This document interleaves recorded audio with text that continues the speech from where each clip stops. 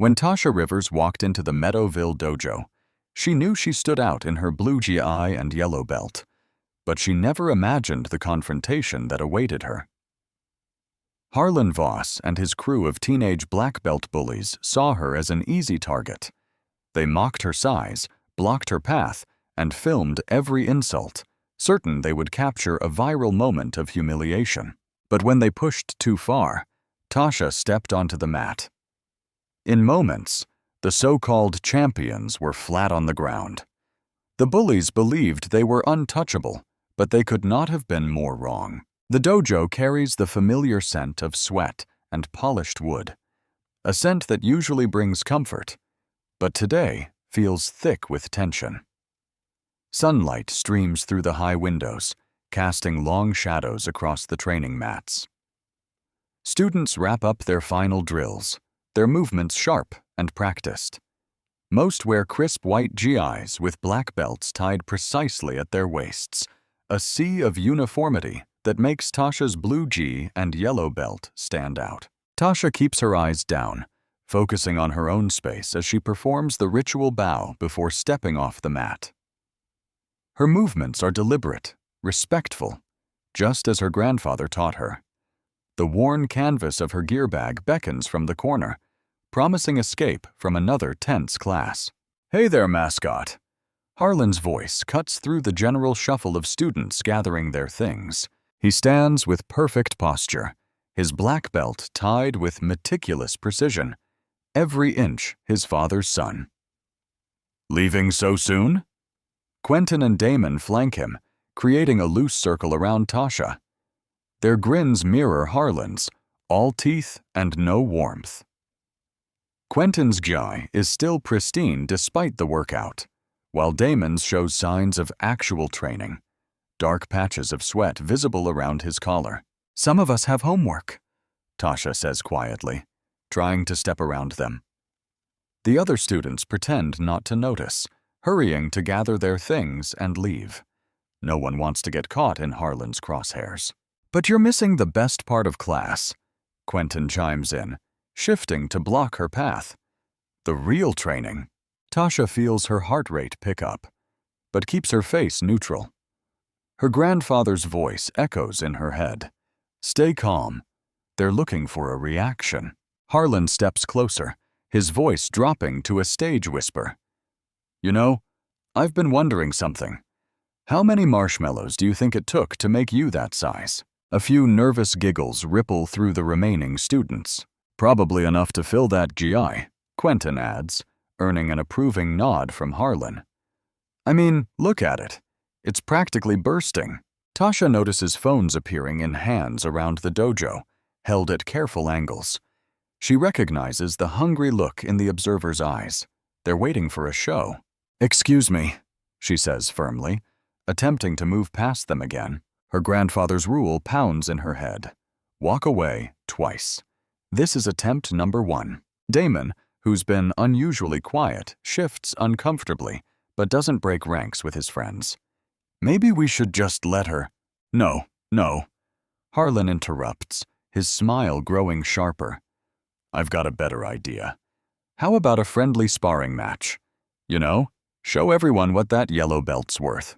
"I'm done for today," Tasha responds, trying once more to leave. Walk away twice. Number 2. Quentin steps directly in front of her. "What's wrong? Afraid all that extra padding won't protect you?" He reaches out and gives her shoulder a light shove, just enough to make her step back. The remaining students have formed a loose ring now, phones held higher, more obvious in their recording. The lights overhead seem to buzz louder in the tense silence. "Come on, big girl," Harlan says, his voice carrying across the dojo. "It'll be fun. Great content for social media, right?" He holds up his own phone, red recording light blinking. "Unless you're scared." Tasha feels something shift inside her. Not anger, but a calm certainty. Her grandfather's voice comes to her again, clear as day. There's a difference between starting trouble and finishing it. The third shove comes from Quentin, harder this time, making her stumble back toward the mat. The sound of her bag hitting the floor seems to echo in the suddenly silent dojo. Tasha straightens up slowly, smoothing her gi with deliberate movements. The mat feels familiar under her bare feet as she steps back onto it. She sees Harlan's smile widen, sees Quentin and Damon move to flank her again, sees the phones raised high to capture whatever comes next. "Fine," she says calmly, her voice carrying in the hushed space. She settles into a relaxed stance, hands loose at her sides, nothing like the rigid formations taught in class. Her grandfather's practical lessons flow through her mind. Simple movements, efficient responses, no wasted energy. Sunlight continues to stream through the windows, catching dust motes in its beams as they dance through the air. The smell of sweat and polish remains, but now it's tinged with the electric scent of anticipation. In this moment, Tasha feels her grandfather's presence strongly, remembering his words. "Sometimes, child, respect has to be earned the hard way." The dojo falls into an eerie silence, broken only by the soft shuffling of feet as students form a loose circle around the mat. Sunlight casts long shadows across the floor, turning the white GIs into golden silhouettes. Phones rise higher, their small recording lights blinking like eager eyes in the dimness. Harlan bounces on the balls of his feet, his movements fluid and practiced. His white gi rustles crisply with each motion, his black belt wrapped tight and precise around his waist, a symbol of his supposed mastery. The confident smirk never leaves his face as he circles Tasha, clearly putting on a show for his audience. "Let's see what you've got, Marshmallow," he taunts, voice carrying across the hushed space. Tasha stands perfectly still, her yellow belt hanging loose and unassuming. Her breathing remains steady, her stance relaxed but grounded, nothing like the rigid forms taught in class. Her grandfather's voice whispers in her mind, "Let them make the first mistake." The tension builds as Harlan continues his theatrical circling. A bead of sweat rolls down his temple, despite his casual demeanor. The watching students press closer, phones steady, not wanting to miss a moment. Suddenly, Harlan launches forward with explosive speed. His leg sweeps out in a wide arc, aiming to take Tasha's feet from under her. A flashy move meant to humiliate. His GI snaps with the motion, and several students gasp at the aggressive attack. But Tasha isn't there.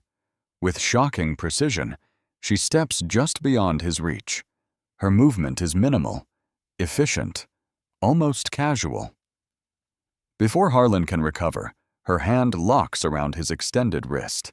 There's a brief moment where time seems to pause, Harlan's eyes widening as he realizes his mistake. Then, physics takes over. Using Harlan's own momentum, Tasha pivots.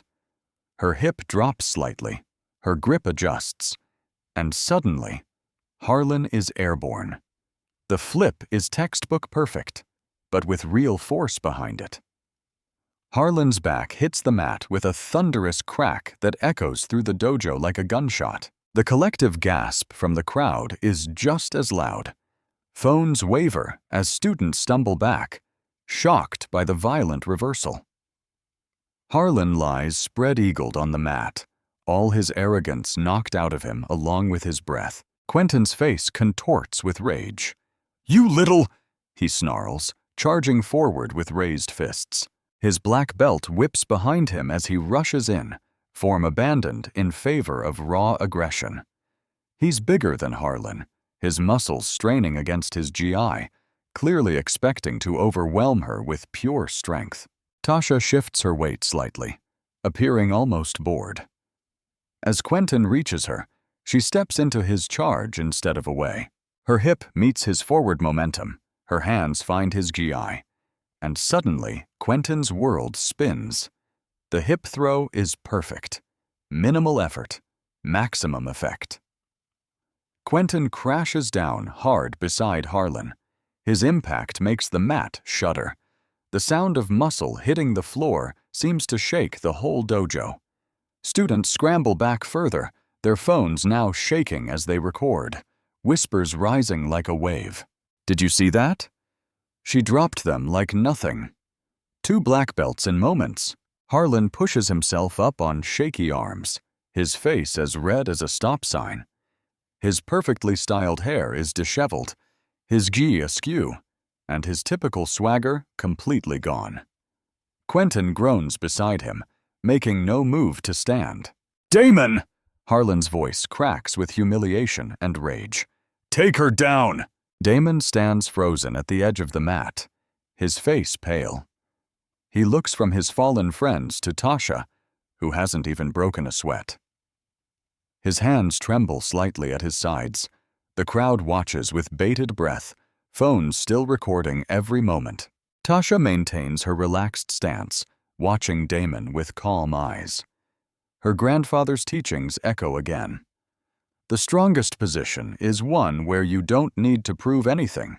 Around them, the whispers continue, growing louder with each passing second. She barely moved. How did she? They never saw it coming.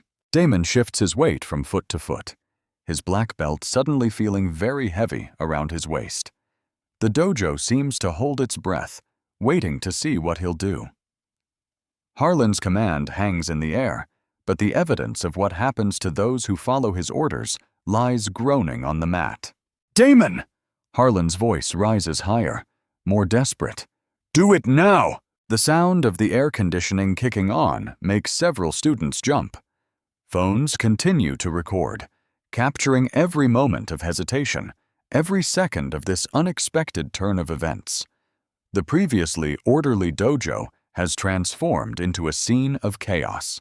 2 black belts down, 1 wavering, and a yellow belt standing calmly in the middle of it all. Damon's face contorts with inner struggle, sweat beading on his forehead. The pressure of Harlan's demands and the watching crowd weighs on him like a physical force. His hands clench and unclench at his sides, his black belt suddenly feeling like it's choking him. "I said now." Harlan's voice cracks with desperation and fury. Damon takes a shaky step forward, then another. His training takes over, body falling into familiar stance patterns, even as his mind screams at him to stop. The crowd presses closer, phones steady, recording his moment of decision. With a visible gulp, Damon charges. His technique is clean, but hesitant. A textbook front kick followed by a practiced punch combination. His GI snaps with each movement, but there's no real conviction behind the attacks. Tasha reads him like an open book. She flows around his kick like water around a rock, her movement smooth and unhurried. As his punches cut through empty air, she steps inside his guard. Her grip finds his GI sleeve and collar, fingers tightening with precise pressure. Time seems to slow. Damon feels his balance shift, his feet leaving the ground. The dojo ceiling spins above him as Tasha pivots, using his own forward momentum against him. His world tilts, then crashes back into focus as his back slams into the mat. The impact drives the air from his lungs in a harsh whoosh.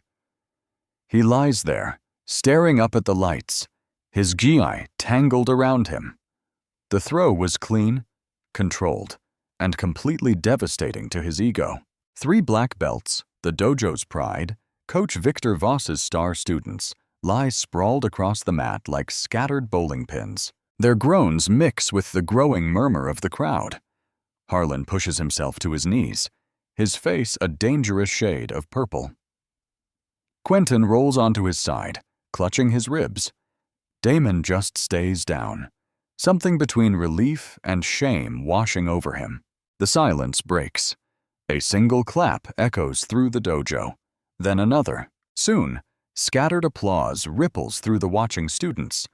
Someone lets out a whoop of surprise and appreciation.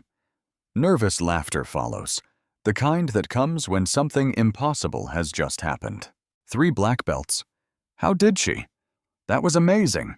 Tasha stands in the center of it all, her breathing steady and controlled. Her yellow belt sways gently with each breath, the only movement in her otherwise still form. Her face remains calm, showing neither triumph nor anger, just quiet certainty. "She cheated!" Harlan's voice cuts through the growing appreciation like a knife. He scrambles to his feet, gi disheveled and face contorted. "That's not real karate. She used some kind of trick." The dojo door slams open with enough force to make everyone jump. Coach Victor Voss storms across the mat, his face tight with barely contained rage. His black belt, worn for many years, and Saint-Semailleurs snaps behind him like an angry tail. "What is going on here?"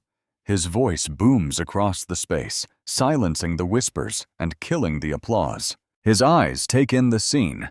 His son and star students picking themselves up from the mat, the crowd of students with phones still recording, and Tasha standing calmly in the middle of it all. "She attacked us!" Harlan points at Tasha, his voice cracking. "We were just practicing, and she went crazy." Coach Victor Voss's face darkens further. He steps right up to Tasha, using his height to loom over her. "This is a complete disrespect to the dojo," he spits out. "These techniques aren't part of our curriculum. Who taught you to fight like this?" Tasha meets his gaze steadily. "My grandfather," she says quietly. "He taught me self-defense." "Self-defense?" Coach Victor Voss's laugh is harsh. "This is a martial arts dojo, not some street fighting club. We have rules here, structure, discipline." He turns to the watching students, his voice rising. "This is exactly what we don't do here. This kind of disrespect has consequences." He gestures sharply, and two senior students move forward. They grab Tasha's arms, their grips tight enough to wrinkle her blue gi. She doesn't resist as they drag her toward the edge of the mat. But she doesn't lower her eyes either. "This will be handled," Coach Victor Voss announces to the silent dojo. "Everyone put your phones away. Now!" His tone leaves no room for argument. "Class dismissed. Harlan, Quentin, Damon, my office." Students hurriedly stuff phones into bags, avoiding eye contact with anyone. The excited whispers from moments before have died completely, replaced by a heavy tension. As Tasha is pulled toward the door, some students shoot her quick looks of admiration mixed with concern. Coach Victor Voss stands in the center of the mat where Tasha stood moments before, his presence commanding attention. "Let me be clear," he says, voice carrying to every corner of the dojo. "What happened here today was not martial arts. It was not discipline. It was not respect. This behavior will not be tolerated in my dojo." Tasha is escorted out, her wrinkled gi and swaying yellow belt disappearing through the door, but the image of her calm in the face of chaos lingers in everyone's mind. In the aftermath, an email notification pings on Tasha's phone. The subject line reads, "Notice of immediate suspension. Disciplinary action required." The official school letterhead glows coldly in the darkness of her room, the words blurring together as she reads them over and over. Tasha's phone buzzes again, another notification lighting up her dark bedroom. She hasn't slept much, tossing and turning as messages poured in. As light filtered through her curtains, her trembling fingers already reach for the device. Her stomach churns as she opens the social media app. The video that greets her has thousands of views already. There she is in her blue gi executing the throws. But something's wrong. The footage starts mid-action showing only her counterattacks. Harlan's taunts, the circling, the shoves, all gone. The comments scroll by like daggers. "Who does this yellow belt think she is? Look at her size, LOL. Cheap shots on black belts. Zero respect. Someone needs to teach her a lesson." Tasha's hands shake so hard she nearly drops the phone. More clips appear, each edited the same way. Some zoom in on her face, adding cruel captions. Others slow down her movements, twisting them to look aggressive rather than defensive. A soft knock breaks through her spiral. Baby girl? Bernice's voice carries gentle concern. You up? Yeah, Grandma. Tasha's voice cracks. Bernice opens the door, already dressed for the day in her familiar flowered dress. Her eyes take in Tasha's untouched bed, the phone clutched in white-knuckled fingers. Without a word, she sits on the bed and pulls her granddaughter close. They're lying, Tasha whispers into her grandmother's shoulder. They cut out everything they did. Now everyone thinks I just attacked them for no reason. Bernice strokes Tasha's hair, her touch steady and sure. I know, baby, but lies don't stay buried forever. She pulls back, looking Tasha in the eye. Get dressed. We're going to see Reverend Everett Caldwell. Soon after, they pull up to the small brick church. Sunlight catches the stained glass windows, throwing rainbow patterns across the steps where Reverend Everett Caldwell waits. Her tall frame stands straight and dignified, her gray hair perfectly arranged beneath a deep purple hat. Bernice called ahead, she says, opening her arms to Tasha. Come on in, child. Let's talk about this properly. The Reverend's office feels safe with its worn leather chairs and walls lined with books and photos of marches from decades past. Tasha sinks into a chair while Bernice explains the situation. Reverend Everett Caldwell's face grows darker with each detail. Show me these videos, she says finally. Tasha hands over her phone, fresh tears threatening as the clips play again. Reverend Everett Caldwell watches in silence, her finger occasionally tapping the screen to replay certain moments. She says finally. I see what they did here. Classic technique. Cut out the cause. Show only the response. Make the victim look like the aggressor. She hands the phone back. Your grandfather would have recognized this game immediately. A knock at the office door makes them all turn. A woman stands there, notebook in hand, her press badge catching the light. Sorry to interrupt, she says. I'm Darla Ellison from the Meadowville Ledger.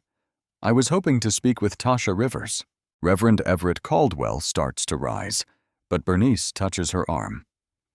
I know your work, Ms. Ellison. You covered the factory strike previously. Told it straight even when pressure came down. Darla steps inside, closing the door quietly. These videos caught my attention, she says, pulling out her phone. But something felt off. The angles, the editing. Too clean, too coordinated. She looks at Tasha directly. I think someone's trying very hard to control this story. Question is, why? Tasha glances at her grandmother, who nods encouragingly. Slowly, she tells Darla everything. The period of taunts, Harlan's deliberate provocations, Coach Victor Voss's blind eye to his son's behavior. Darla's fingers fly across her notebook. This fits a pattern, she murmurs. There have been other incidents at that dojo, other complaints that mysteriously disappeared. She looks up. Would you be willing to go on record? Before Tasha can answer, Darla's phone chimes. Her eyes widen as she checks the message. Hold on, she says, fingers working quickly. A student just sent me something interesting. She props her phone on the desk and they all lean in. The video plays. It's from the dojo, but shot from an angle Tasha hasn't seen before. The camera faces a wall of mirrors, and in their reflection, there, Darla says, slowing the footage. Watch the reflections. In the dimmer reversed image, they can clearly see Harlan's initial shove, the way the three boys cornered Tasha. The timestamps match perfectly with her defensive moves. See? Darla's voice is gentle but firm. You didn't start this. They did. And they're working overtime to hide that fact. She taps her notebook thoughtfully. Question is, what else are they hiding? Because this level of coordinated cover-up, this isn't their first time. Tasha stares at the reflection footage, her chest tight with emotion. In the mirror's truth, she sees herself not as an aggressor, but as someone standing her ground just like Grandpa taught her. Reverend Everett Caldwell leans forward, her voice carrying the weight of experience. Sometimes, child, the truth needs help to come to light, And sometimes, that help comes from unexpected places. She glances at Darla. What exactly are you proposing? As students file out after class, Harlan sits on a wooden bench, wincing as he stretches his bruised muscles. Quentin and Damon hover nearby, their usual swagger replaced by nervous energy. Coach Victor Voss paces before them, his footsteps echoing in the nearly empty space. "This is unacceptable," Victor says, his voice tight with barely controlled anger. 3 black belts, my top students, humiliated by a yellow belt. He stops, fixing each boy with a hard stare. And now it's all over social media. Harlan rubs his shoulder, face red with shame. "Dad, she—" "Quiet," Victor snaps. The sharp sound makes Damon jump. "I don't want excuses. I want solutions." He pulls out his phone, scrolling through videos of the incident. This threatens everything we've built here. Our reputation, our relationships with the school board, the funding for our new competition space. Quentin shifts uncomfortably. "Coach, what do you want us to do?" Victor's expression softens slightly, becoming calculating. "We protect this dojo's reputation. That's what we do." He turns to address the remaining students lingering by the door. "Everyone, phones out. Now." Confused faces look back at him as students retrieve their devices. "I need all footage from today for review. Safety purposes." His tone leaves no room for argument. "Quentin, help them delete it after I've saved copies. We need to control what's out there." One younger student raises her hand tentatively. "But I already posted." "Take it down," Victor cuts her off. "Now, this is about dojo security, about protecting our community." His eyes narrow. "Anyone who doesn't comply won't be welcomed back." The students form a line, surrendering their phones one by one. Quentin connects each to a laptop, transferring files before deleting the originals. Some look uncomfortable, but no one dares object. Across town, Principal Margaret Hale sits at her desk reading Coach Victor Voss's carefully worded email. Her fingers drum against the polished wood as she considers his request. The phone rings. It's Officer Nolan Grant. "I've started gathering statements," Nolan says without preamble. Several witnesses saw Rivers initiate the confrontation. Very aggressive behavior. Principal Margaret Hale nods, though he can't see her. "Good. We need this documented properly. Can't have students thinking they can resort to violence whenever they feel slighted." "The Voss boy's father is influential," Nolan continues. "School board connections, donors. Better to handle this quickly and quietly." "Agreed." Principal Margaret Hale opens a new email. "I'll draft a notice citing violent disruption. We can't have this kind of disorder in our school. I'll have the witness statements ready soon. All properly formatted, of course." In another part of town, Harlan's mother dials number after number, her manicured nails clicking against her phone screen. "Hello, Jessica. Yes, it's Margaret Voss. About that awful incident today. No, Harlan's fine. Just shaken. But we're very concerned about the school's safety." "Gutzpah." "Yes, exactly. Perhaps you could mention it at the next board meeting." Similar conversations play out across the town's more affluent neighborhoods. Parents of the black belt students call in favors, express concerns about security, mention words like liability and precedent. The machine moves quickly, efficiently. Soon, a narrative emerges. A troubled student attacking respected athletes. A threat to school safety. A problem that needs solving. At home, Tasha sits at her kitchen table, homework spread before her untouched. The house is quiet except for the soft sounds of Grandma Bernice cooking dinner, humming gospel tunes under her breath. The doorbell rings. "Special delivery," calls a voice. "Needs a signature." Bernice wipes her hands on her apron and goes to the door. She returns with a thick envelope, her expression troubled. "It's from the school board, baby." Tasha's hands tremble as she breaks the seal. The paper inside is crisp, official, covered in legal language, but certain phrases jump out like neon signs. pattern of disruptive behavior. Violent incident witnessed by multiple parties. Disciplinary hearing scheduled for possible consequences, including expulsion. The words blur as tears fill her eyes. She'd followed Grandpa's rules, walked away twice, only defended herself when they wouldn't stop. But none of that matters now. The system is moving against her, crushing her with its weight. Bernice reads over her shoulder, her hand gripping the back of Tasha's chair. Lord have mercy. They're going to kick me out, Tasha says, her voice small. They're making it sound like I'm some kind of monster.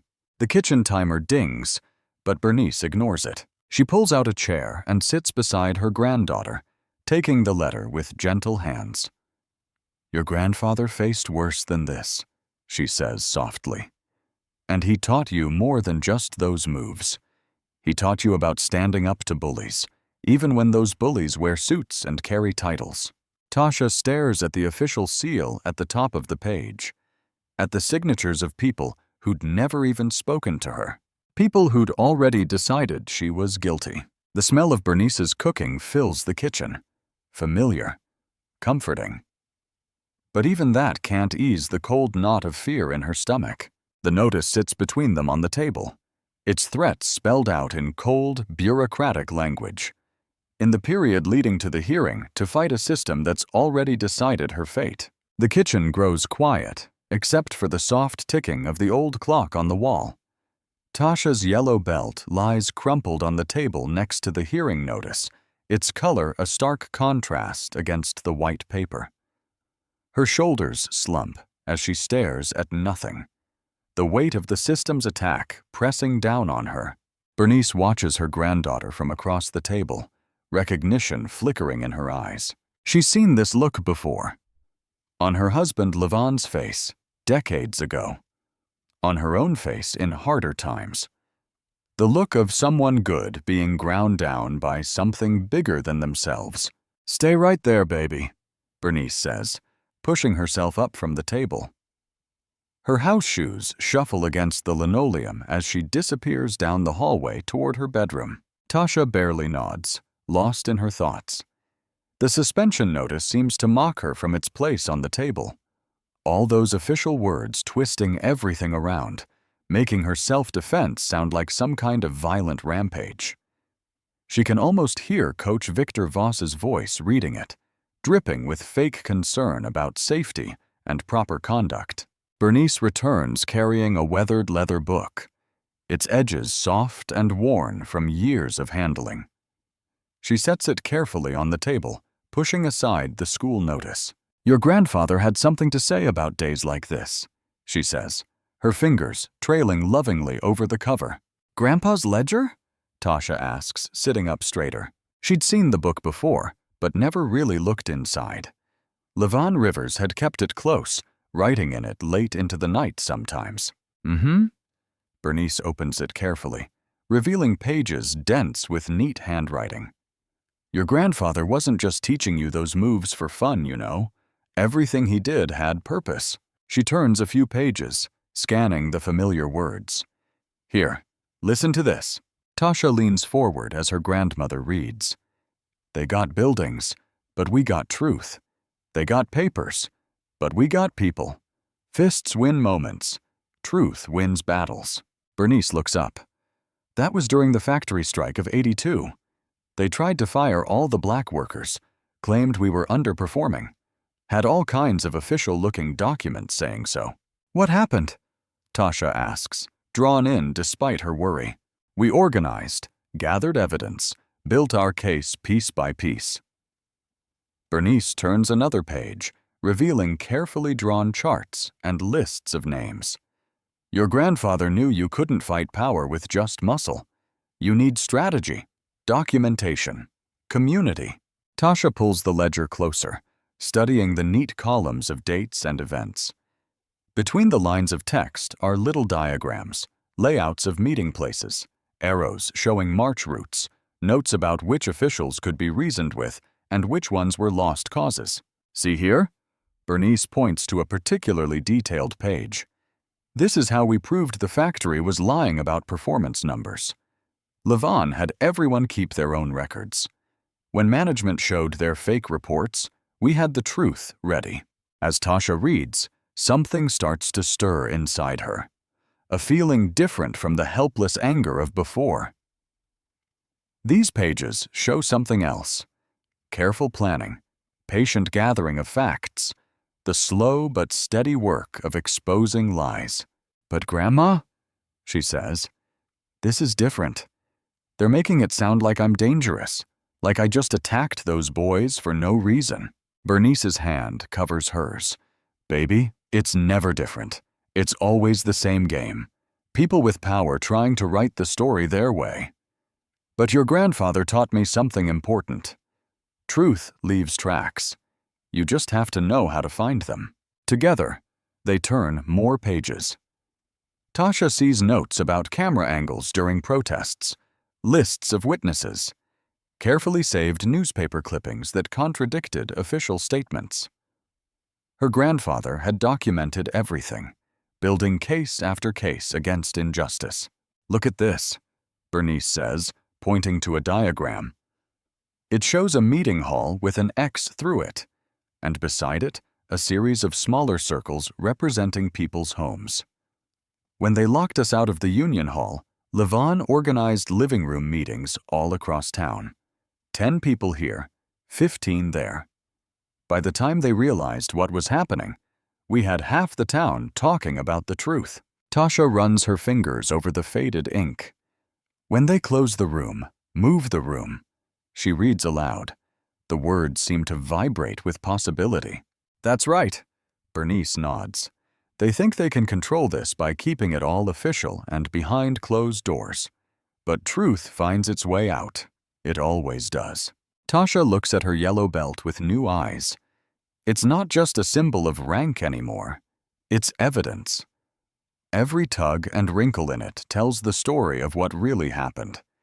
Just like the phones that recorded everything, the students who saw it all, the history of Harlan and his friend's behavior.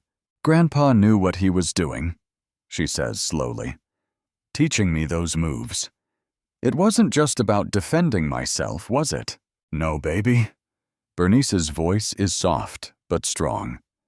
"It was about standing your ground, about being ready when the moment came. But he also knew the fight doesn't end with the fight. That's just where it starts." The kitchen timer dings again, forgotten dinner still waiting in the oven. But neither of them moves. They keep turning pages, Bernice explaining each entry, each strategy, each small victory won not with fists, but with truth carefully gathered and powerfully presented. Tasha's finger traces her grandfather's words again. "When they close the room, move the room." The hopelessness of before begins to fade, replaced by something steadier, something that feels like her grandfather's hand on her shoulder, guiding her through a new kind of movement. Not a throw or a block, but the careful orchestration of truth against power. The sunlight cast long shadows across Mrs. Alvarez's small front yard as Tasha climbed the worn concrete steps. Wind chimes tinkled softly above the door, their gentle sound at odds with the weight of why she was here.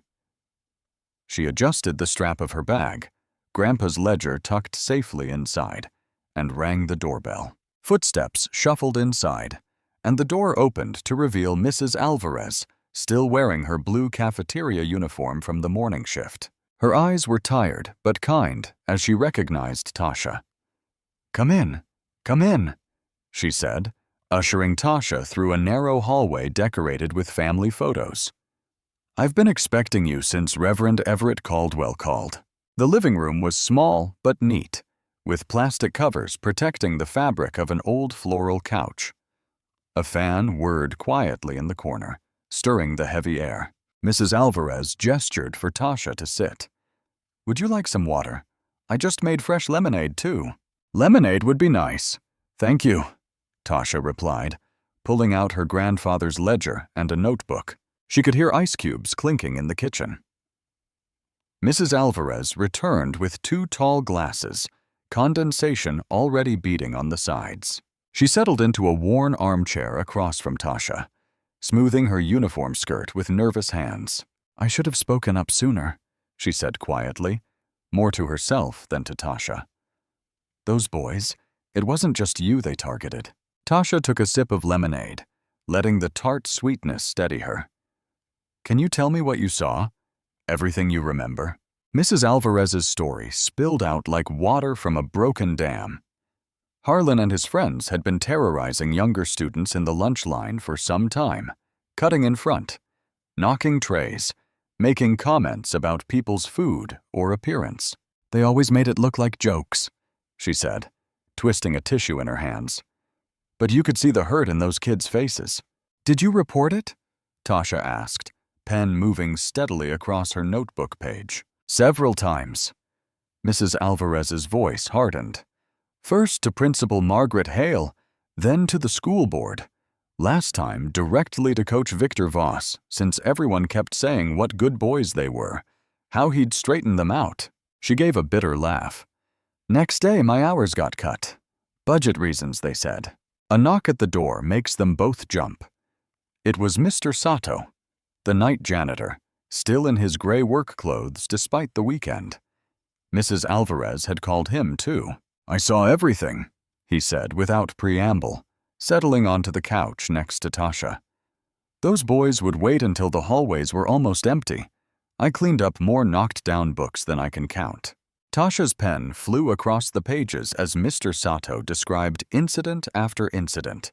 The time Harlan trapped a freshman in the bathroom. The day Quentin made a girl cry as mocking her lunch. Damon usually just watched, but he never stopped them. "I wrote it all down," Mr. Sato said, pulling a small notebook from his pocket. "Dates, times, what happened. Been doing it for some time. Showed it to Officer Nolan Grant once." He shook his head. He said without video proof, it was just stories. Mrs. Alvarez brought more lemonade as they talked. The period stretched, the fans' steady rhythm underlying their voices as they pieced together a pattern of harassment and cover-ups. Around midday, Reverend Everett Caldwell arrived, her presence filling the small room with quiet authority. She listened intently, occasionally asking a clarifying question or making a note in her own notebook. "The fellowship hall is yours if you need it," she told Tasha. "We can hold a teach-in. Let people share their stories. Show everyone this isn't just one incident." Just then, Darla Ellison's car pulled up outside. The reporter entered with an armful of papers, her face flushed with excitement and anger.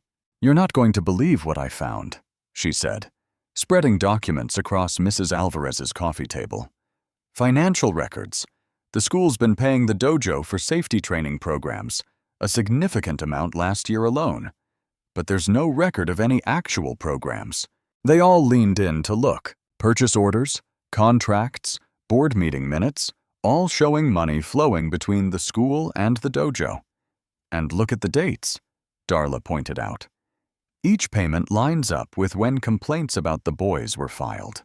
It's like hush money, but they dressed it up as community partnership." Tasha sat back, her head spinning. The ledger in her lap seemed heavier now, weighted with echoes of her grandfather's fights against similar systems. "Principal Margaret Hale signs off on all these payments," Darla continued. "And guess who sits on the committee that reviews her contract? Coach Victor Voss's brother-in-law." Mrs. Alvarez muttered something in Spanish that sounded like a curse. Mr. Sato's face had gone hard and still. Reverend Everett Caldwell placed a steady hand on Tasha's shoulder. "Child, you did more than just defend yourself that day. You cracked open their whole operation." Darla gathered her papers, stacking them precisely. "This isn't just about you anymore, Tasha. This is their system. How they protect their own. How they silence anyone who speaks up." She met Tasha's eyes. "But systems leave paper trails, and we've got the receipts." The fan continued its slow rotation, stirring the heavy air. Outside, a car horn honked. Kids shouted. Normal sounds that seemed far away from the weight of truth gathering in Mrs. Alvarez's small living room. Tasha looked down at her notebook. pages now full of testimony, dates, details. Each entry was a crack in the wall they'd built around their power. One morning, Tasha sat at the kitchen table, scrolling through her phone as notifications flooded in. The district-wide email from Principal Margaret Hale appeared first, its subject line stark against the white screen. Addressing violence in our school community. Her hands trembled as she read. Dear parents and students, recent events have highlighted a disturbing trend of violent behavior in our halls. We take these incidents seriously and are implementing strict measures to protect our student body. Aggressive actions will result in immediate disciplinary response. Tasha's stomach clenched. Though the letter didn't name her directly, everyone would know who it meant. The careful wording painted a picture of danger that needed to be controlled, of threats that needed containing. Her phone buzzed again. A video link appeared in her messages, sent by an unknown number. Against her better judgment, she tapped it. The footage started mid-action. There she was, but the sequence was all wrong. They'd cut out Harlan's shoves, Quentin's taunts. Instead, it showed her stepping onto the mat first, looking angry. The audio was altered too. Words she'd never said dubbed over her calm silence. Worst of all, they'd spliced in clips of someone else, a different girl in a similar G, throwing wild punches at a tournament previously. "Grandma," she called out, her voice cracking. "They changed it. They made it look like—" Bernice hurried over from the stove, reading over Tasha's shoulder as comments poured in under the video. Always knew she was dangerous. No control. They should have kicked her out years ago. Bernice's hand tightened on Tasha's shoulder. "Save it all," she said firmly. "Every comment, every share. Darla needs to see what they're doing." The school hallways felt colder than usual that day.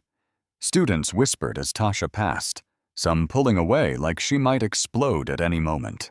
The doctored video had spread fast, reshared by anonymous accounts, and picked up by local chat groups. In first period, her phone vibrated with an official email. The Juvenile Affairs Office copied her on a complaint filed by Officer Nolan Grant. Words jumped out at her. Pattern of aggressive behavior, risk to student safety, mandatory anger management evaluation. Her vision blurred. They were building a paper trail, each document carefully worded to paint her as unstable, dangerous. The girl who needed controlling.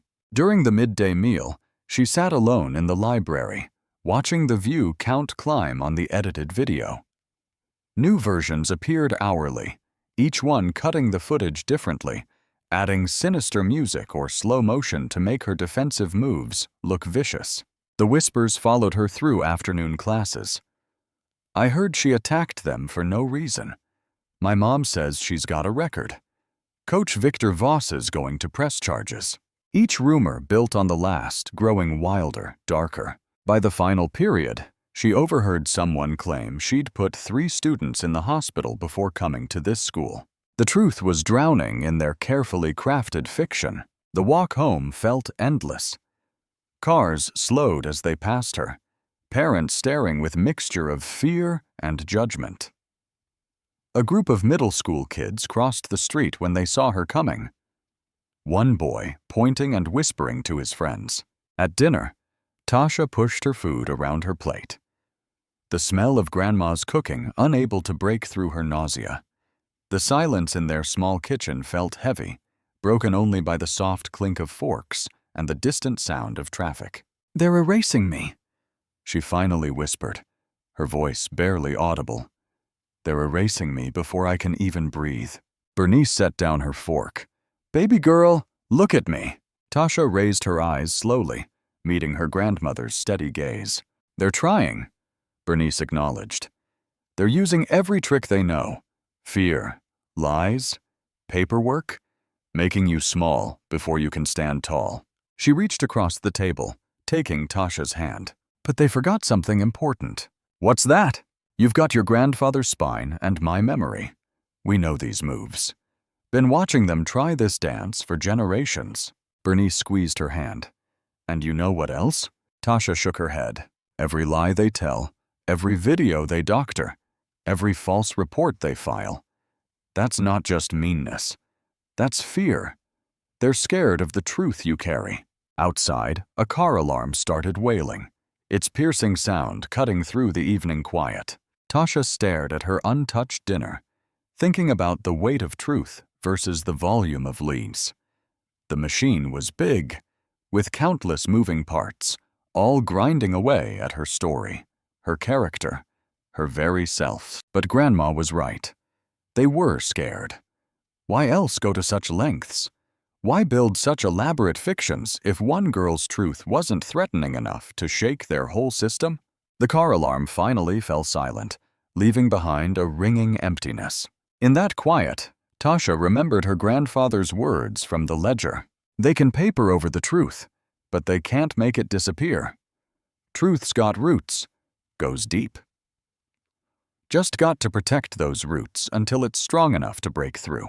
She picked up her fork, taking a small bite of dinner. The food still tasted like ash in her mouth, but she forced herself to eat. The following period would require strength, and Grandma's cooking had sustained generations of fighters before her. The machine might be erasing her public image, but they couldn't erase the truth she carried. In her muscles, in her memory, in the growing stack of evidence hidden safely in her grandfather's ledger. That truth had roots, and they ran deep. The knock came just after the evening hour. 3 sharp raps that made Tasha and Bernice exchange worried glances. They weren't expecting anyone this late.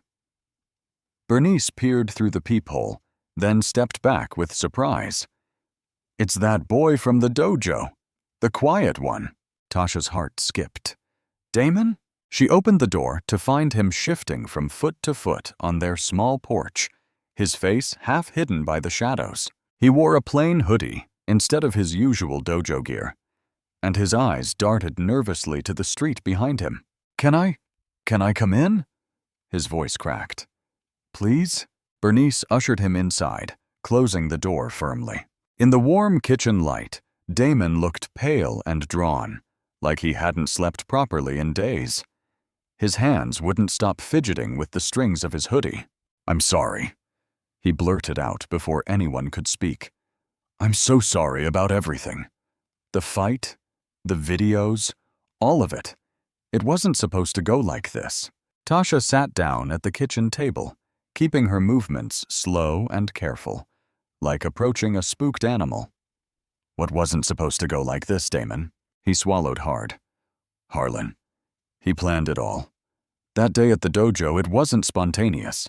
He'd been talking about it for some time, saying we needed to put on a show with the yellow belt. His voice grew smaller. With you. Bernice's wooden chair creaked as she settled in. Tell us everything, child. Damon's words tumbled out in a rush. Harlan kept saying we needed content for social media, something viral. Damon's face flushed with shame. He said you'd be perfect because no one would believe your side anyway.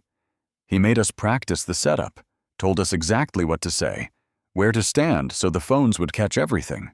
Tasha's hands clenched under the table. And Coach Victor Voss? His dad knew. Not everything, but enough. He told Harlan that sometimes you have to test people's boundaries to maintain discipline. Damon's laugh was hollow. That's what he called it. Testing boundaries. Bernice stood suddenly. Wait right here.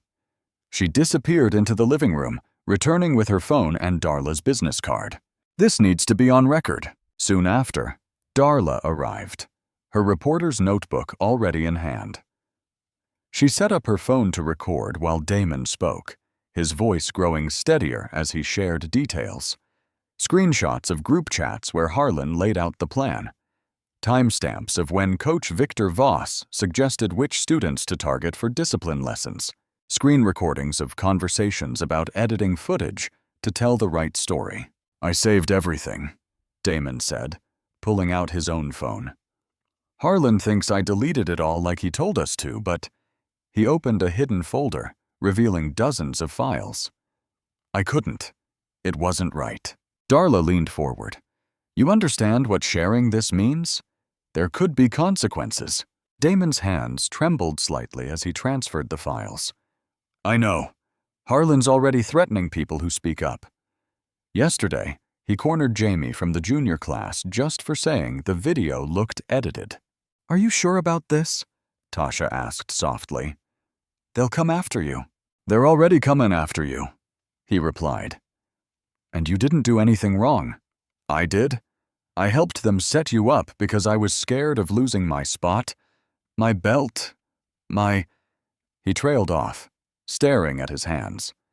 But I'm more scared of what happens if nobody stops them. Darla finished copying the files, her face grim as she reviewed them. This is exactly what we needed. Clear evidence of premeditation, tampering, intimidation. She looked at Damon. Would you be willing to make a formal statement? He nodded, though his face had gone slightly green. Can you wait to publish? Give me time to tell my parents first. They should hear it from me, not social media. Of course, Darla assured him. We'll do this right. They spent the next period recording Damon's official statement. He walked them through each piece of evidence, explaining contexts, identifying voices in recordings, confirming dates and times. His voice grew stronger with each revelation, like each truth freed something inside him. Finally, well into the night, Damon stood to leave. He paused at the door, looking back at Tasha. I know it doesn't fix anything, but I really am sorry. For all of it. Tasha nodded, seeing him clearly for the first time. Not as one of Harlan's followers, but as another kid trapped in the machine's gears. Thank you for coming forward. After he left, Darla reviewed her notes one last time. This changes everything. We can prove systematic targeting, prove the cover-up, prove the retaliation. She gathered her things, energy radiating from her movements. I'll start verifying everything tonight. Once Darla had gone, Tasha sat at the kitchen table, her grandfather's ledger open before her. The pages felt warm under her fingers, like they held some of his strength still. She traced his careful handwriting. Truth needs witnesses. Find the ones who see, but stay silent. Help them find their voice. Bernice's hand settled on her shoulder. You okay, baby? Tasha stared at the ledger, thinking of Damon's shaking hands and determined eyes, of all the evidence now safely backed up on Darla's phone. She thought of the machine grinding away, trying to bury her story under manufactured lies and doctored videos. Now we fight their lies, she whispered, and her voice held no fear. The old wooden floorboards of First Community Church creaked under the weight of folding chairs and restless bodies. The usual peace had given way to an electric tension as neighbors filed in, filling row after row until people stood along the walls. Window fans hummed, fighting the heat of too many bodies in too small a space. Tasha sat in the front row between Bernice and Reverend Everett Caldwell, watching Darla set up her laptop and portable projector. Her yellow belt lay folded in her lap, a reminder of why they were here. Behind her, she could hear whispers rippling through the crowd. Did you see those videos they've been sharing? My daughter said the school's calling it a rampage. Coach Victor Voss is saying she attacked without warning. Reverend Everett Caldwell stood, her presence commanding immediate silence. Brothers and sisters, her voice carried to every corner. We're here today because truth matters, because justice matters, because our children matter. She gestured to Darla. Ms. Ellison has something to show us. Darla stepped forward, professional in her pressed blazer despite the heat. What you're about to see is a synchronized compilation of 3 different video sources from the dojo that day. The timestamp in the corner proves these are unedited. The projector flickered to life against the church's white wall.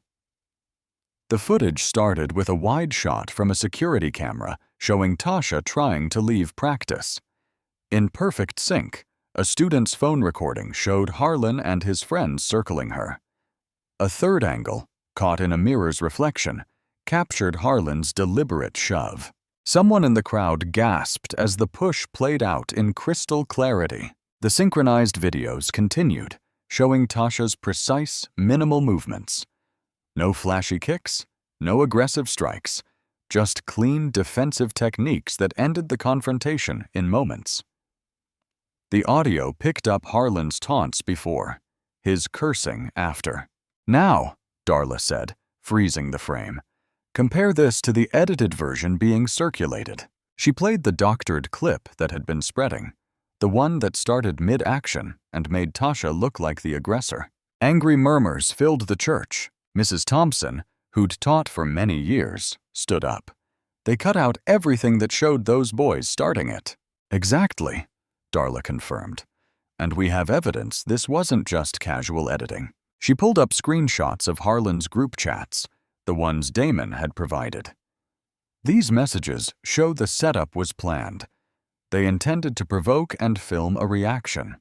The crowd grew louder, their anger palpable. Reverend Everett Caldwell raised her hands for quiet. "Tasha," she said gently, "would you like to speak?" Tasha's legs felt wooden as she stood, facing her community. These were people who'd known her since she was small, who'd watched her grow up, who'd mourned with her family when Grandpa passed. She gripped her yellow belt like an anchor. "I didn't want to fight," she began, her voice soft but steady. "My grandfather taught me that real strength isn't about showing off or hurting people. It's about ending danger, nothing more." She looked down at her belt. "That day, I walked away twice, just like he taught me.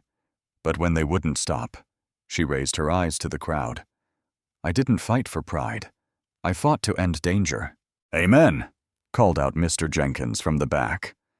Others nodded, some wiping tears. Darla stepped forward again. "There's more. We've uncovered financial records showing suspicious payments between the school board and Coach Victor Voss's dojo. Previous complaints about bullying were buried. Students were pressured to delete evidence." Her words cut off as Reverend Everett Caldwell's phone buzzed. The Reverend's face darkened as she read the message. She held up a hand, and the room fell silent. "The school board," she announced, her voice tight with controlled anger, "has just decided to make Tasha's disciplinary hearing closed to the public. No community members allowed." The church erupted.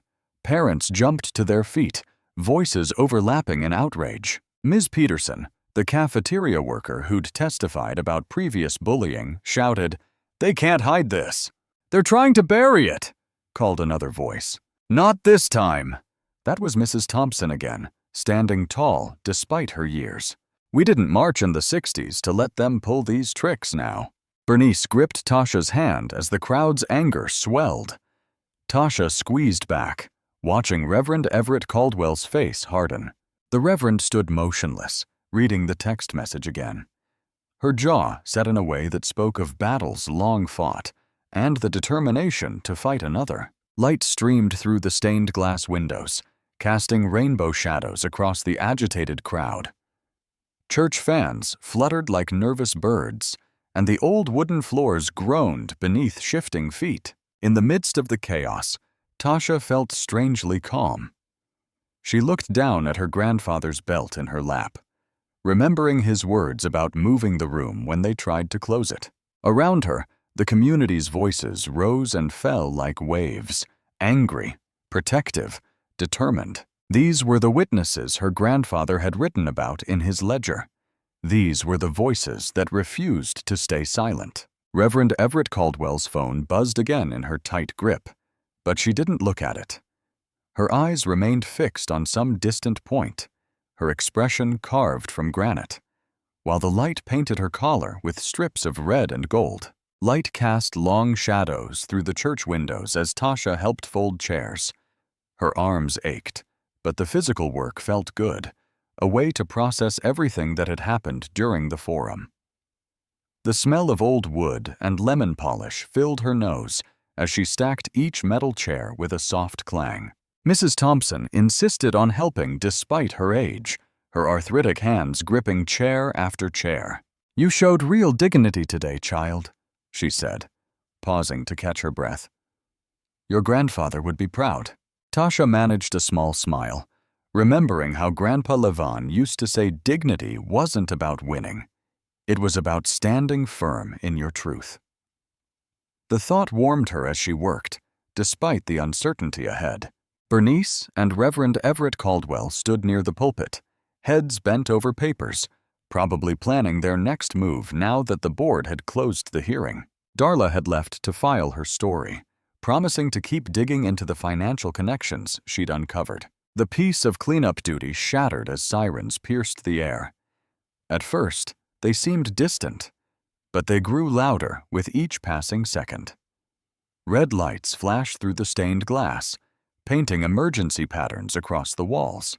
"Fire!" someone shouted from outside. "The fellowship hall's on fire!" The room erupted into motion.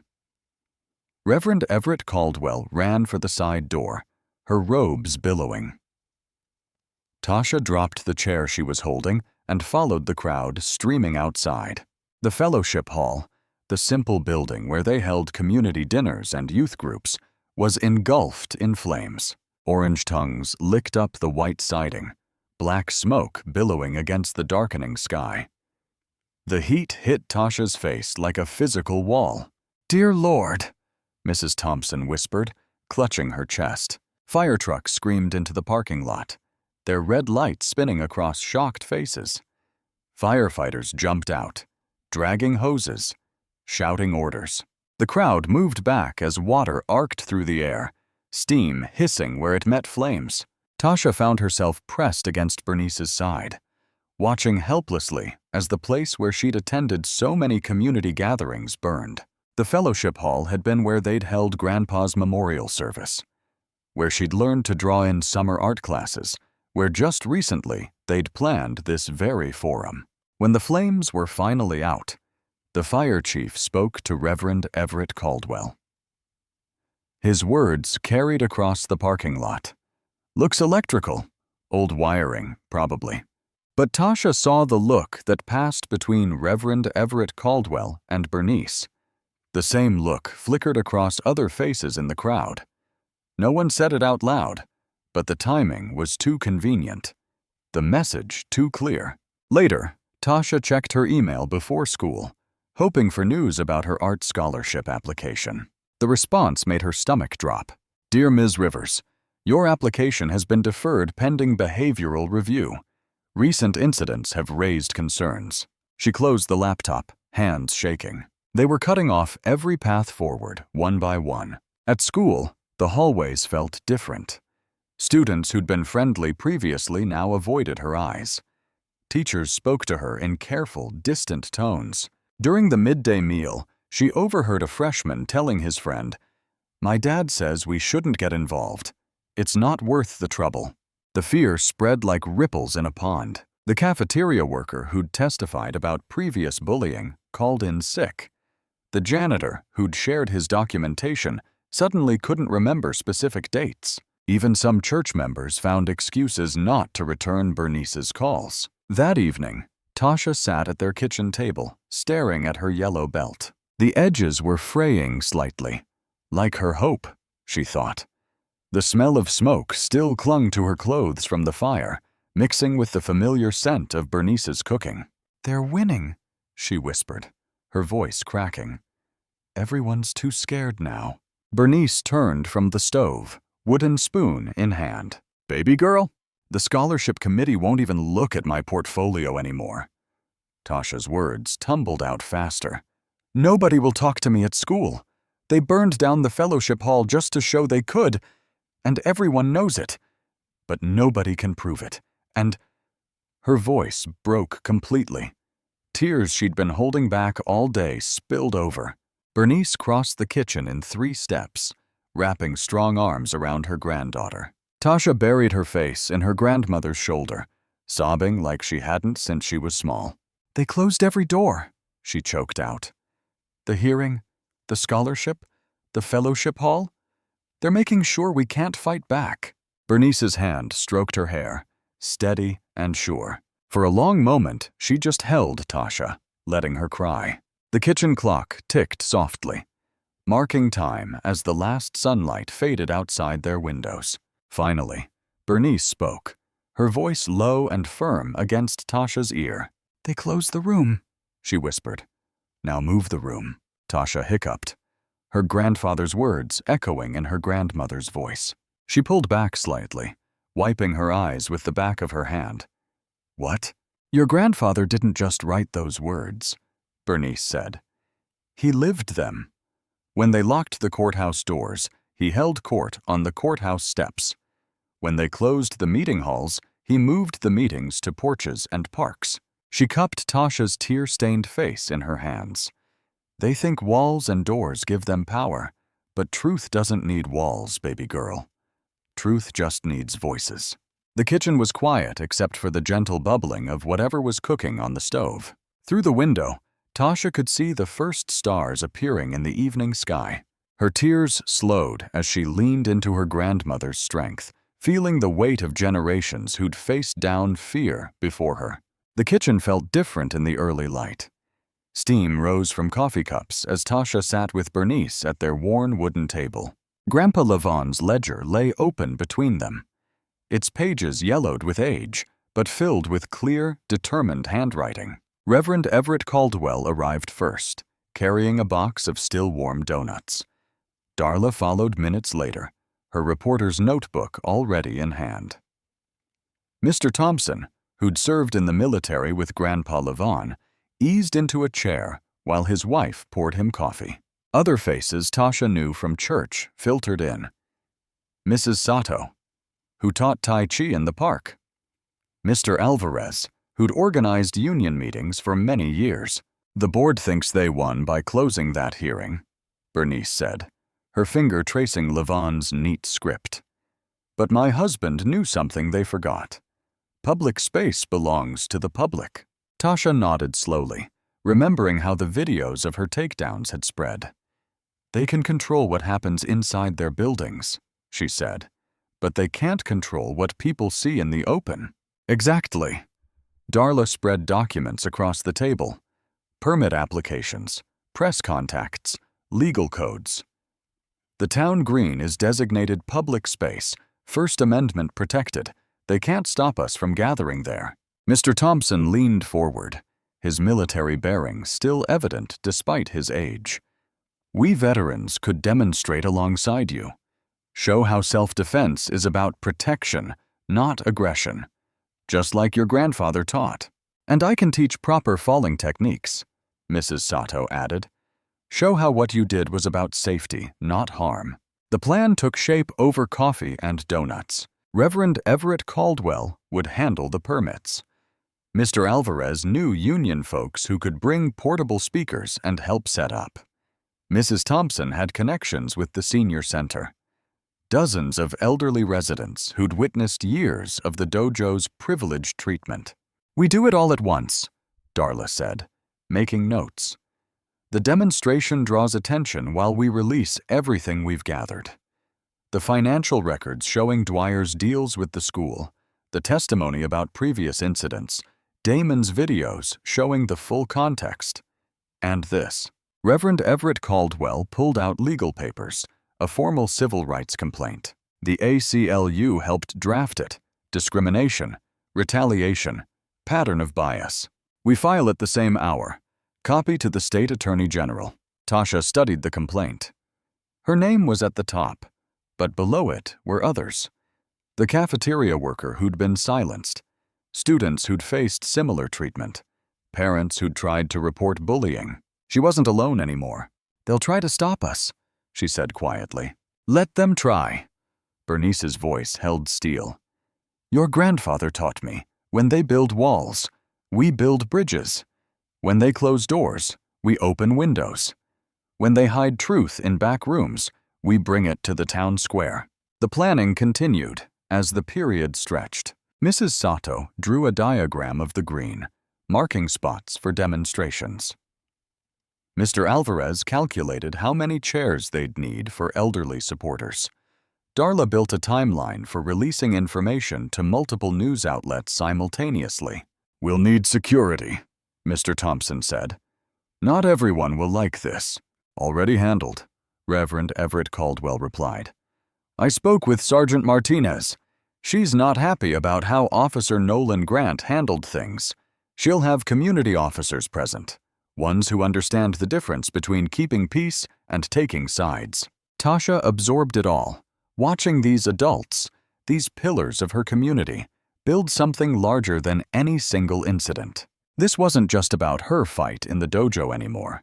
It was about every student who'd been bullied, every parent who'd been dismissed, every truth that had been buried under paperwork and procedure.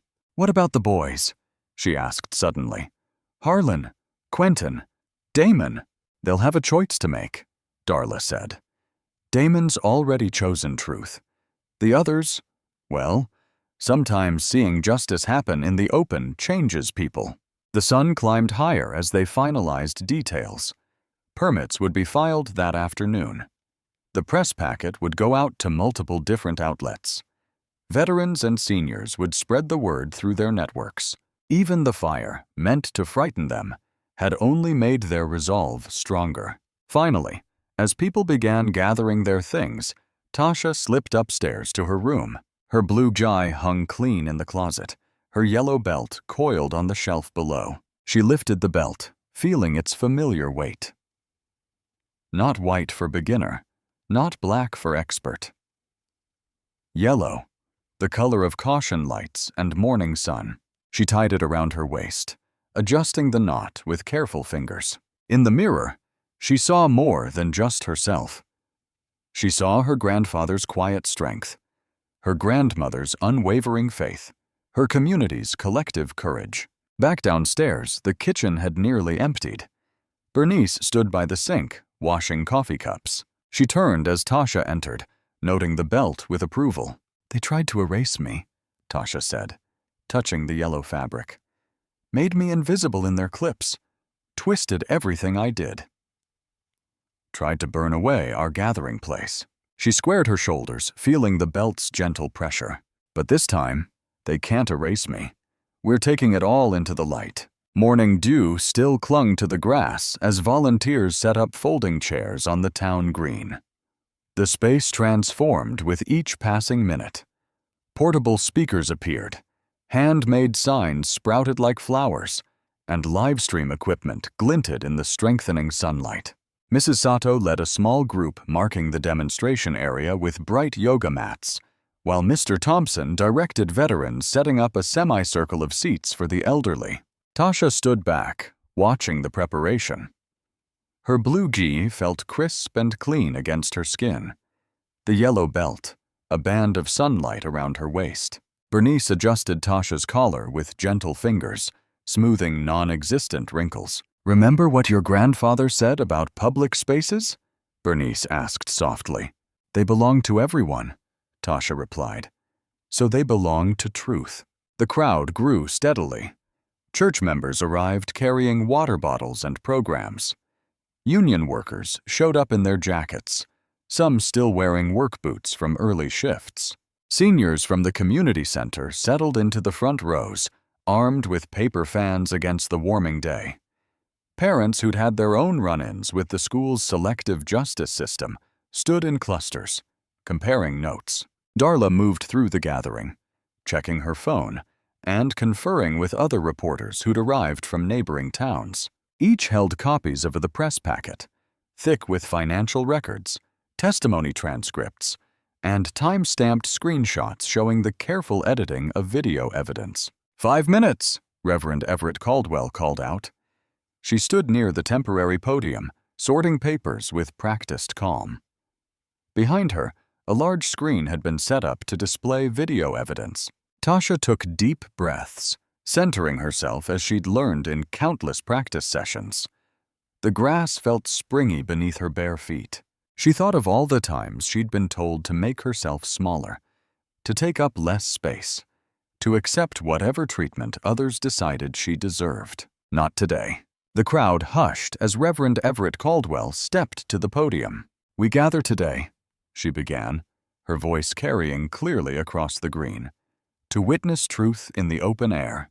Tasha moved to her position on the demonstration mat. In the distance, she noticed Principal Margaret Hale hovering at the edge of the crowd, trying to look authoritative but clearly unsure of her ground in this public space. Officer Nolan Grant stood near his patrol car, arms crossed. "First," Darla took the microphone, "we'll show you what really happened that day in the dojo, with full context." She nodded to the tech volunteer, and the screen lit up with multiple synchronized video angles. "Watch carefully." The footage played in slow motion. Harlan's initial taunts clear in the audio, his aggressive shove visible from 3 angles. Tasha's careful attempts to walk away captured in perfect detail. The crowd murmured as they watched the truth unfold unedited. As the videos played, Tasha began her demonstration. Each movement precise and measured, she showed exactly how she'd defended herself. Mrs. Sato called out the technical terms. A simple redirect of aggressive energy, a basic wrist control, a safety-focused takedown using the attacker's own momentum. Veterans in the crowd nodded approvingly at the efficient, non-showy techniques. Parents leaned forward, seeing how different reality was from the manipulated narrative they'd been fed. "Now," Darla continued, "we'll show you what happened after. The systematic attempt to bury truth." New documents appeared on screen. Emails between Coach Victor Voss and Principal Margaret Hale. Financial records showing the dojo's preferential contracts. Testimony from past victims of similar incidents. Movement at the edge of the crowd drew attention. Damon Reed walked forward, pale but determined. His black belt was conspicuously absent, his GI pristine white. Harlan, standing with his father near the back, called out, "Don't you dare!" But Damon continued forward. Taking the offered microphone, his voice shook slightly. "I need to tell the truth," he said. "Harlan ordered us to target Tasha that day. Said we needed content for social media. Said she needed to learn her place." He swallowed hard. "Coach Victor Voss knew about it. Told us to handle things internally whenever anyone complained about us." The crowd's shocked whispers grew louder. Principal Margaret Hale started forward, but stopped as cameras swung her way.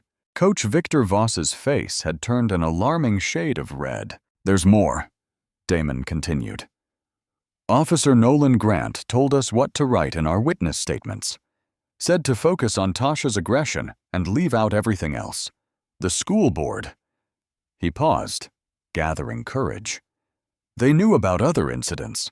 We were told our scholarships depended on maintaining the dojo's reputation."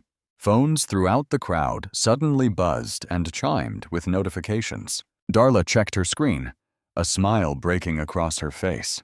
"The State Attorney General's office has just confirmed receipt of our civil rights complaint," she announced. "They're opening a formal investigation into discriminatory practices and systemic cover-ups in our school district." The crowd erupted in cheers and applause. Elderly church members waved their fans in triumph. Union workers whistled through their teeth. Parents hugged their children. Tasha stood in the center of it all, yellow belt catching the sunlight, her GI moving gently in the breeze. She thought of her grandfather's ledger, of all the careful notes about standing firm when truth needed defenders. She thought of every student who'd ever been told to stay quiet, to accept injustice, to let bullies hide behind power.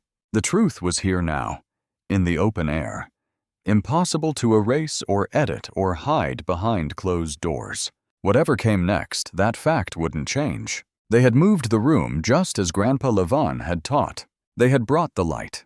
Principal Margaret Hale strode onto the green, her heels sinking slightly into the damp grass. Her navy blazer and perfectly coiffed hair seemed out of place among the crowd's casual attire and protest signs. "This unauthorized gathering must disperse immediately," she announced, her voice tight with barely controlled fury. The crowd shifted, murmuring, but didn't move. Tasha remained centered on her demonstration mat, yellow belt steady around her waist, as Bernice squeezed her shoulder reassuringly. Mrs. Thompson, the town clerk, emerged from the crowd. Her sensible shoes and cardigan carried the weight of many years in public service. "Actually, Principal Margaret Hale," she said, unfolding an official document. "I approved their permit myself yesterday afternoon." This is a properly registered public assembly in a designated forum space. Hale's face flushed. But the school board has no jurisdiction over the town green, Mrs. Thompson finished firmly. She adjusted her reading glasses. Would you like to see the permit? Everything's in order, including the audio equipment variants. As if on cue, phones throughout the crowd buzzed with notifications. Darla's expose had just gone live on the Meadowville Ledger's website. People hunched over their screens, gasping as they scrolled through the damning evidence. Look at this email chain, someone called out. Hale told Coach Victor Voss to handle the previous complaints internally. The metadata timestamps, another voice added. They prove when the video was edited. They cut out the first moments. Darla stepped forward, holding up her tablet. Principal Margaret Hale, would you care to comment on these documents? Specifically, the ones showing how complaints about the black belt students mysteriously disappeared after their parents made donations. The crowd pressed closer, phones recording Hale's reaction. She opened her mouth, closed it, then opened it again. No words came out. More gasps rippled through the gathering as people reached a particular section of the article. The donor ledger, a parent said loudly. Coach Victor Voss received school funds for safety partnerships while student complaints vanished. It's all here. Dates, amounts, corresponding disciplinary records that were purged. Coach Victor Voss stood at the edge of the green, still in his pristine white GI and black belt, looking increasingly isolated as parents drew their children away from him. His usual commanding presence seemed to shrink with each new revelation. My daughter reported harassment previously, a mother called out. You told me she was misinterpreting things. My son quit the dojo after Harlan and his friends, another parent started. We have the receipts now. Reverend Everett Caldwell's voice cut through the growing chorus. Every incident, every cover-up, every penny exchanged. Movement near Coach Victor Voss drew everyone's attention. One of his senior students, a teenager with many years of training, slowly untied his black belt.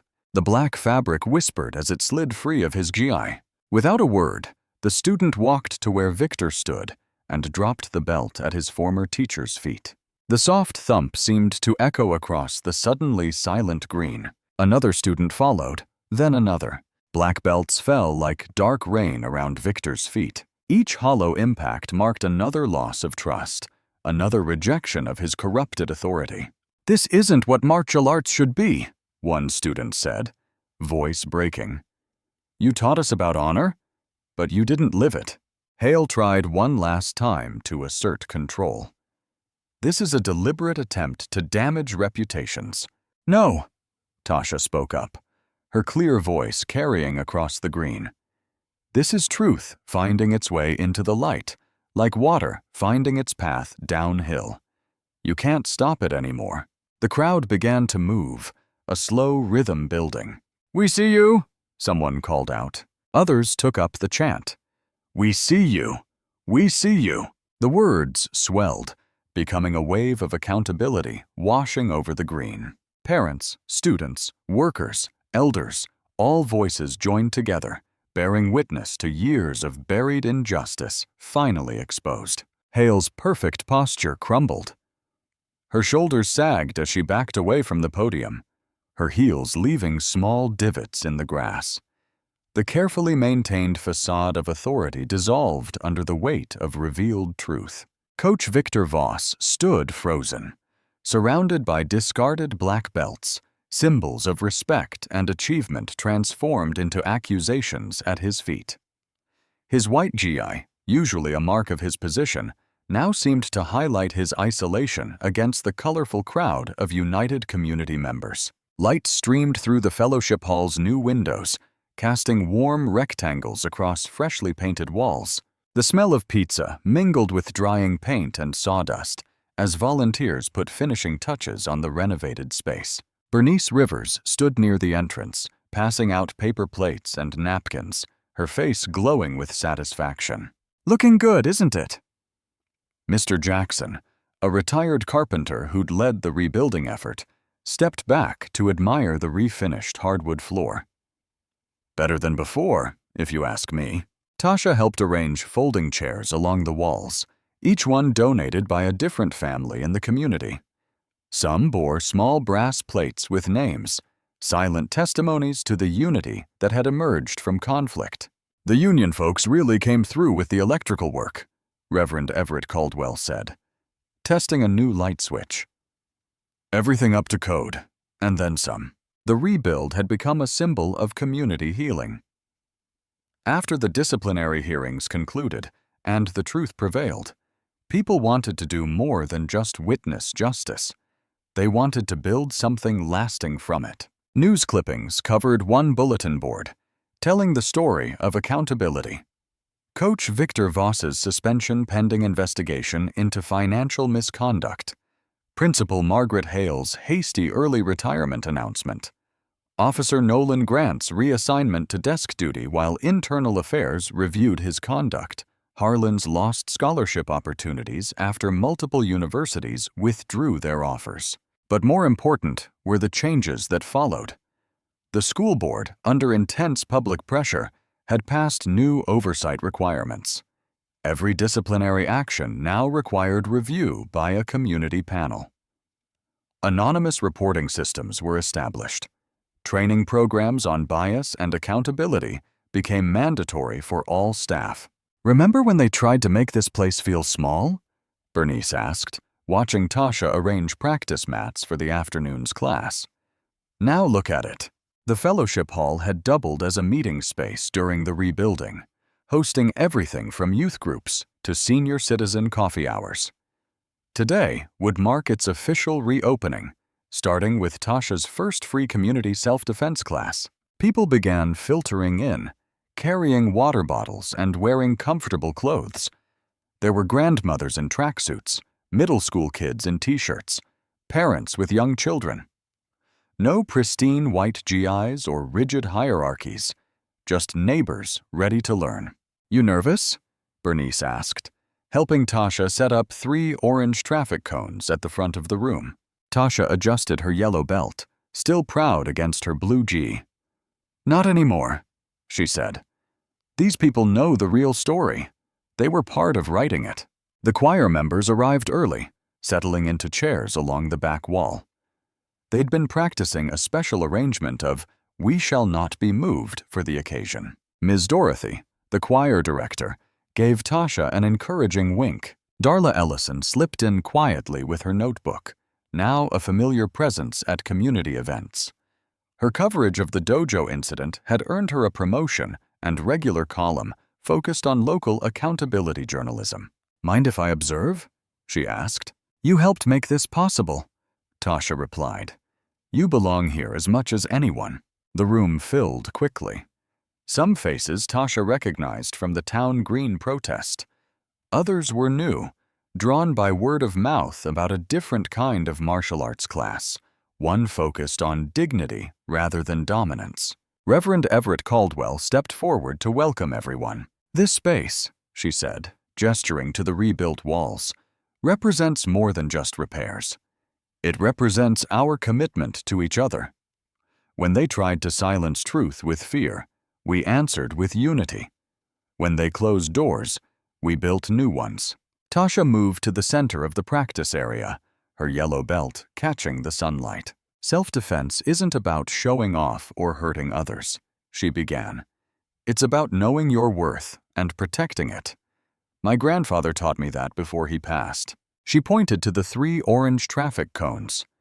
"These represent the obstacles we face, not just bullies, but the systems that protect them. The key isn't force, it's wisdom, patience, community." A ripple of knowing laughter moved through the crowd. Everyone understood what those 3 cones symbolized. Harlan, Quentin, and Damon, now cautionary tales about accountability. "First lesson," Tasha continued, demonstrating a simple stance. "Balance comes from knowing where you stand, not just physically, but in your heart." The class mirrored her movement. Elderly couples held each other steady.